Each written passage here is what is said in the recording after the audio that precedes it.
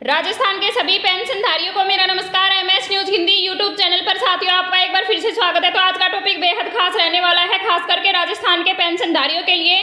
तो वीडियो को शुरू से लेकर लास्ट तक जरूर देखें, वीडियो में बने रहें, पूरी जानकारी ले। आज हम बात करेंगे राजस्थान पेंशन योजना 2025 के बारे में, यानी कि 18 अक्टूबर से पेंशन में 6 नए नियम लागू होने वाले हैं। तो पूरे नियम पूरे वीडियो के माध्यम से जानकारी ले। दीपावली से पहले पेंशनधारियों की होने वाली है बल्ले बल्ले, यानी कि सभी की पेंशन 2500 रुपये आने वाली है और जो बकाया पेंशन थी वो भी जारी होने वाली है। तो पूरी जानकारी ले। अभी तक आपने हमारे चैनल को सब्सक्राइब नहीं किया है तो MS news Hindi YouTube channel को सब्सक्राइब करना बिल्कुल भी ना भूलें।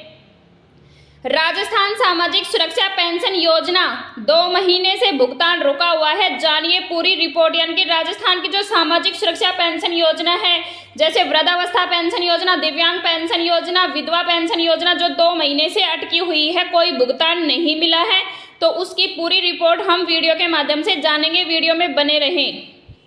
राजस्थान में सामाजिक सुरक्षा पेंशन योजना के तहत लाखों बुजुर्ग, विधवा, दिव्यांग, असहाय नागरिकों को हर महीने मिलने वाली राशि इस बार लगातार 2 महीने से नहीं पहुंच पाई है।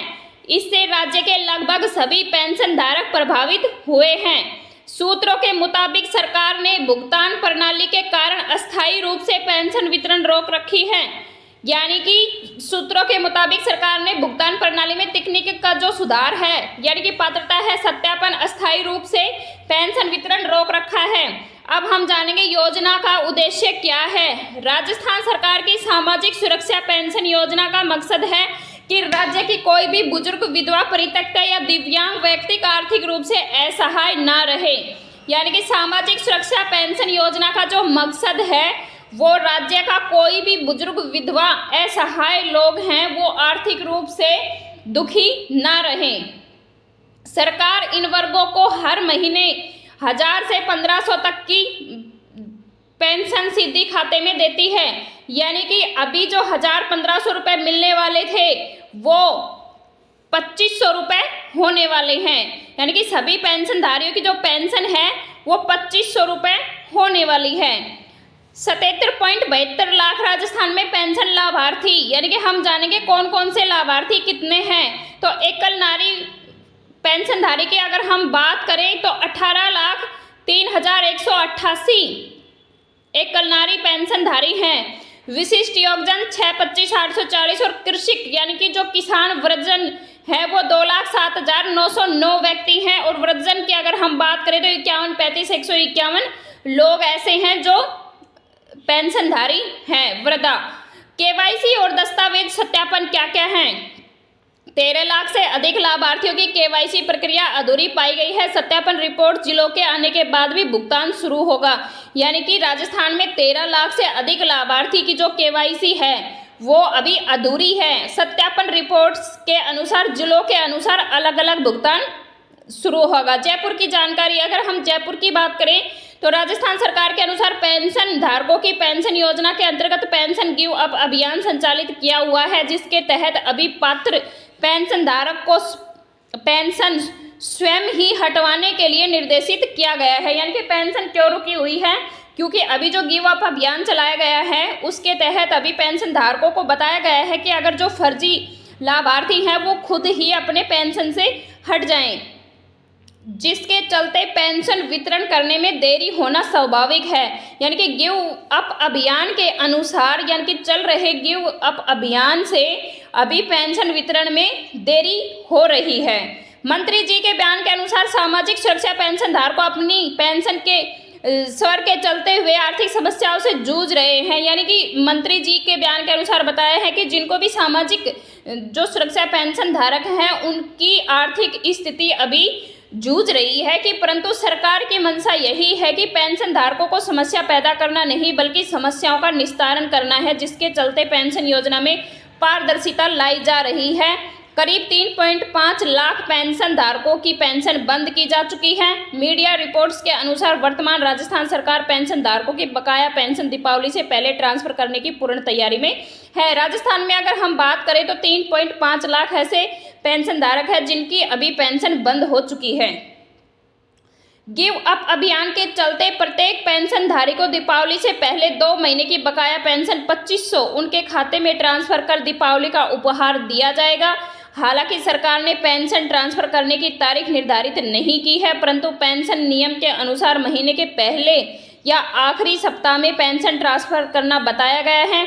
लाभार्थियों यानी कि पेंशन के जो लाभार्थी हैं उनके सुझाव के लिए मैं बता दूं कि अपना जन आधार और बैंक खाता विवरण जांचें, ई मित्र केंद्र पर जाकर KYC अपडेट करवाएं, बिजली बिल सत्यापन रिपोर्ट्स की स्थिति देखें, बैंक खाता सक्रिय रखें यानी कि एक्टिव होना चाहिए और निष्क्रिय खाते में DBT नहीं आएगा। HTTPSSP राजस्थान गवर्नमेंट इन पर ट्रैकर बेनिफिशियरी स्टेटस लिंक से स्थिति चेक करें और हेल्पलाइन नंबर यानी कि जो हेल्पलाइन नंबर हैं 1800180627 यदि वेरिफिकेशन विवाद में रोक रही पेंशन धारक पुनर्स्थापित हो जाती है तो बकाया पेंशन भुगतान दीपावली से पहले ही आ सकता है। यानी कि अगर हमारे कुछ समझ में नहीं आ रहा है तो हम हेल्पलाइन के जो नंबर दिए हुए हैं उनके ऊपर कॉल करके हम पूरी जानकारी प्राप्त कर सकते हैं। और अगर पेंशनधारी का वेरिफिकेशन पूरी तरह से रोक रहे हैं या पुनर्धारक स्थापित हो जाता है तो बकाया पेंशन दीपावली से पहले ही आ जाएगा। सभी पेंशनधारियों को मैं बता दूं कि सामाजिक सुरक्षा पेंशन का विवरण कार्य लगभग 18 अक्टूबर से चरणबद्ध तरीके से शुरू हो जाएगा।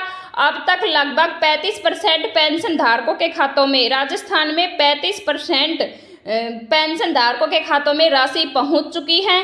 राज्य सरकार का लक्ष्य है कि दीपावली से पहले अधिकतम लाभार्थियों को भुगतान कर दिया जाए, लेकिन बकाया पेंशन धारकों की संख्या अधिक होने से यह प्रक्रिया दीपावली के बाद भी जारी रहेगी। जिन जिलों में अभी तक तकनीकी अड़चनें हैं वहां 2 महीने की पेंशन एक साथ ट्रांसफर की जाएगी।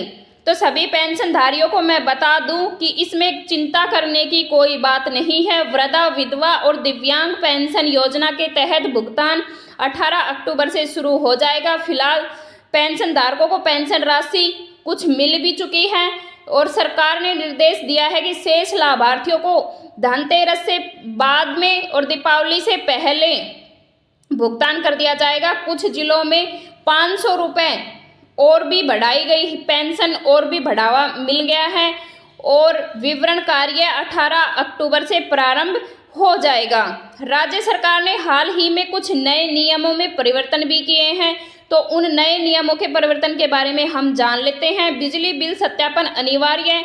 जिन उपभोक्ताओं को वार्षिक बिजली बिल 24,000 से अधिक पाया गया है उनकी पात्रता पुनः जांच की जा रही है और KYC प्रक्रिया सख्त की गई है। सभी लाभार्थियों का वार्षिक KYC अपडेट करवाना अनिवार्य हो गया, अतः 6 माह में सत्यापन करवाना भी बहुत जरूरी है। यानी कि पेंशनधारियों को 6 माह में सत्यापन करवाना जरूरी है। अगर 6 माह में नहीं होता है तो वार्षिक सत्यापन करवाना बहुत जरूरी है। न्यूनतम पेंशन राशि 2500 तय। वरिष्ठ नागरिकों को, दिव्यांगों को, 75 वर्ष से अधिक आयु वालों को 3000, यानी कि सभी पेंशनधारियों को 2500 रुपये और जो 75 वर्ष से अधिक उम्र के जो वृद्ध लोग हैं उनको 3000 तक की पेंशन दी जाएगी। डिजिटल सत्यापन प्रक्रिया, अब सभी पेंशन भुगतान DBT के माध्यम से किए जाएंगे, कैश का कोई विवरण नहीं है। सत्यापन की अंतिम तिथि 15 नवंबर 2025 तय की गई है, तो 15 नवंबर से पहले सभी पेंशनधारी अपना सत्यापन करवा लें ताकि सभी लंबित खातों का निपटारा हो जाए। जन धन कार्ड के साथ BPL कार्ड भी जोड़ा जाएगा, यानी कि जन धन जो कार्ड जुड़ता था उसके साथ में अब BPL कार्ड भी लगने लग गया है। तो साथियों से पेंशनधारियों मैं आपसे बता दूं कि लगभग जो भी अपडेट मिली है उसको पूरा करें।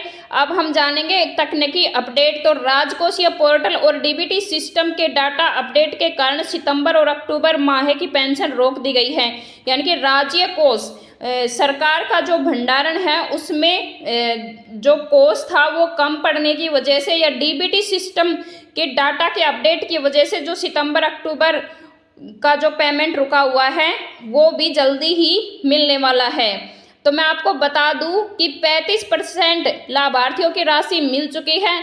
दीपावली के सप्ताह में बैंक अवकाश रहने से शेष लाभार्थियों को 18 अक्टूबर तक पेंशन मिलनी शुरू हो जाएगी और यह दीपावली के लास्ट तक सभी पेंशनधारियों के खातों में आ जाएगी। अगर वीडियो अच्छी लगी हो तो लाइक करें, शेयर करें।